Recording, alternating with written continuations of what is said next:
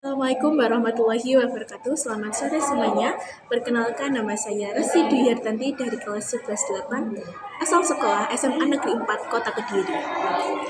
Pada kesempatan sore pada hari ini, saya akan menyampaikan satu mosi, yaitu polemik payment ID pemerintah campuri area privat warga.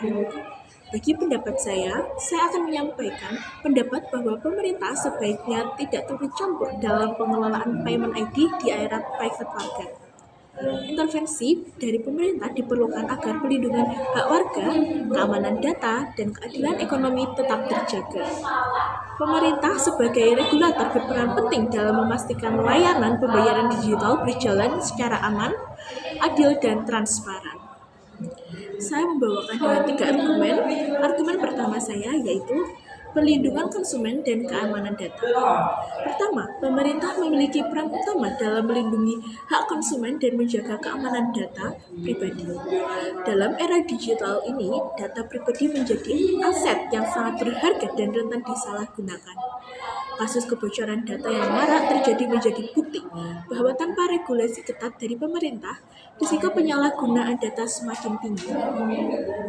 Contohnya, kebocoran data penggunaan Tokopedia pada tahun 2020 yang mengungkapkan data pribadi jutaan pengguna. Jika pemerintah tidak mengatur secara tepat pengelolaan payment ID, data tersebut bisa disalahgunakan untuk penipuan, pemerasan, atau kejahatan cyber lainnya. Oleh karena itu, keberadaan regulasi dari pemerintah sangat penting agar data warga terlindungi dan transaksi berjalan dengan aman. Beberapa buktinya yaitu data dari Badan Cyber dan Sandi Negara atau BSSN menyebutkan bahwa ancaman cyber di Indonesia meningkat 30% setiap tahun, termasuk serangan terhadap platform keuangan digital. Kemudian, bukti kedua, kasus kebocoran data di platform e-commerce dan fitness yang menyebabkan kerugian finansial dan kerusakan reputasi pengguna. Kemudian, argumen kedua saya, menjamin keadilan dan mencegah praktik monopoli. Kedua, pemerintah harus memastikan bahwa pengelolaan payment ID tidak menciptakan praktik monopoli dan tidak merugikan konsumen. Saat ini, beberapa perusahaan besar mendominasi layanan pembayaran digital di Indonesia seperti GoPay, OVO, dan Dana. Jika tidak diatur, mereka bisa melakukan praktik anti-kompetitif yang merugikan pengguna dan menghambat inovasi. Dengan campur tangan pemerintah, regulasi dapat diperlukan untuk memastikan kompetisi yang sehat.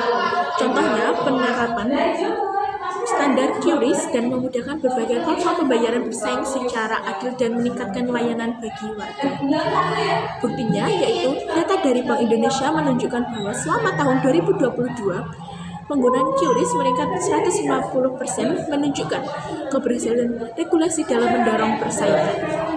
Bukti kedua, kasus perusahaan fitness coba memonopoli pasar melalui praktik eksklusif yang akhirnya harus diatur ulang melalui regulasi pemerintah.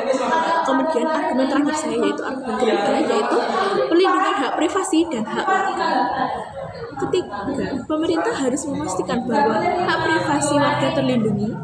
Payment ID digunakan untuk memudahkan transaksi, tetapi tidak bisa diatur. Data tersebut bisa disalahgunakan untuk kepentingan tertentu, seperti pengumpulan data tanpa izin, pengiklanan, berlebihan, atau bahkan penyalahgunaan data untuk kepentingan politik.